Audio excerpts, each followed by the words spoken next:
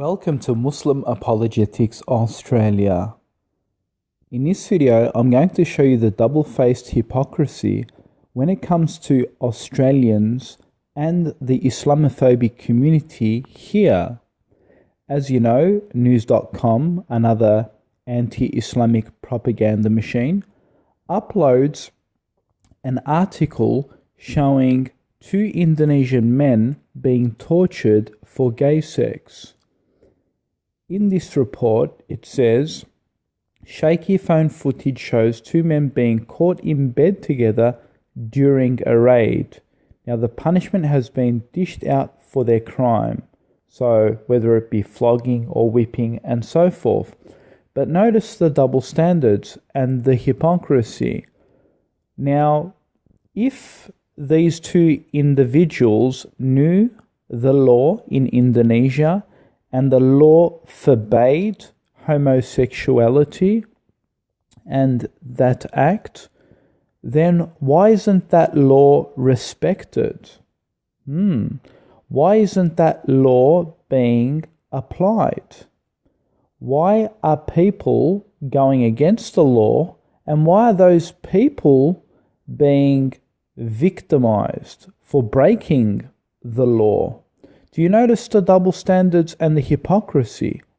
Now, if Muslims did that in Australia, if they broke certain secular laws, such as, you can't marry under the age of consent, under the age of 18.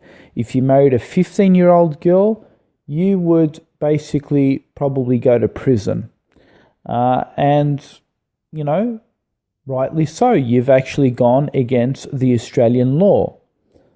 If you, for example, practiced polygamy, you took a second wife, and you tried to register that, and you did register it under the Australian law, and you tried to get away with it, you'd be breaking the Australian law. Now, the Islamophobes would say, oh, you Muslims are breaking our laws.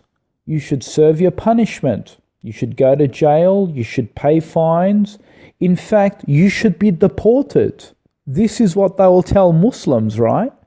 But when it's crimes done under homosexuality or crimes done by those who go against the law of the land in those Muslim countries, oh, now we want to play the victim card. Oh, look at these damn Muslims, punishing homosexuals and punishing those who disagree with their moral standards.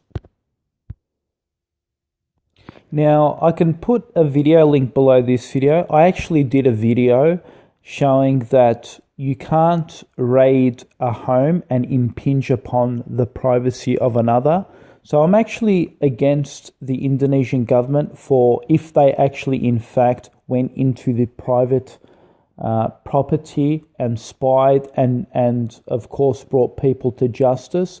I think that is a little bit extreme, because under the Sharia that I know, that you can't actually impinge upon the privacy of a person's home. And of course, if that did take place, then that is wrong.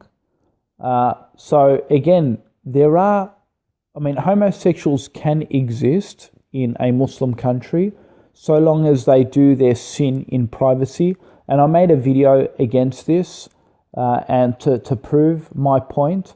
And even in the secular world, where you have some certain things you can't actually do, such as public nudity, which is, you can't do that basically. You can be imprisoned, doing some sexual acts in the public, under public nuisancy.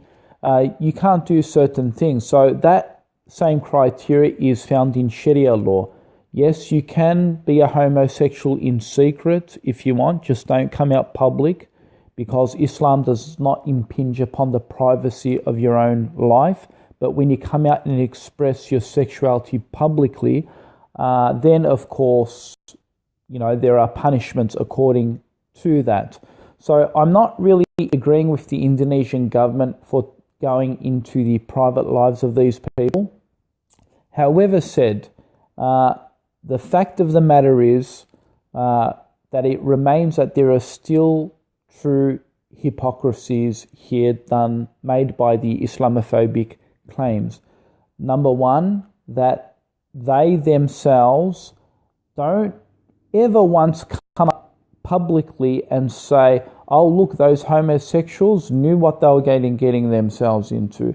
They went to Indonesia and they knew that houses get raided, and, you know, if you go against the law of the land, then you're going to be dealt with, so it's basically your fault. But no, they don't say that, do they?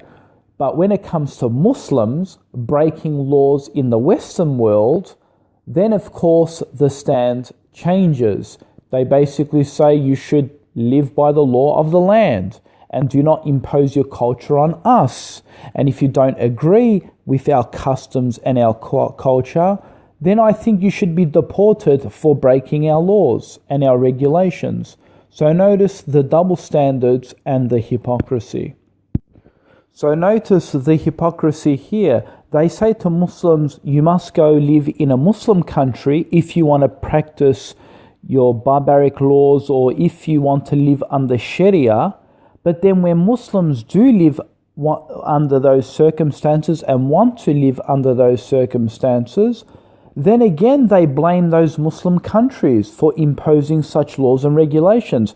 So first you tell us to leave Australia and to go to a Muslim country where you can practice your medieval 14th century or 16th century whatever rules and regulations according to the Bible and the Quran.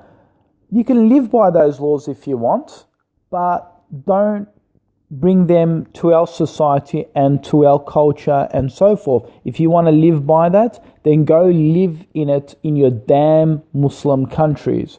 But then when we do, we still get bad publicity. They still criticize us for following what we want to follow in those lands. So they publish articles saying, look what these Muslims are doing.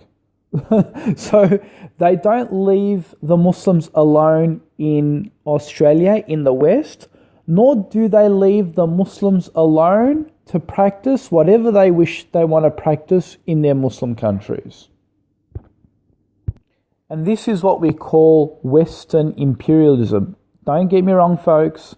Don't be fooled. Western imperialism hasn't ended through the colonial wars. No. Western imperialism continues. You know how they say, oh, Islam wants to take over the world? Islam wants to change the world? Islam wants everyone to convert to Sharia? No. These secularists wish to convert all of the globe to their political correctness. Yes, they want the whole world to submit to their rules and regulations. And if you think differently, your freedom of opinion, expression, your difference of opinion is not tolerated, it's not accepted until they get you to accept their Western think tank mentality and ideologies. That's the reality, folks. That's the reality.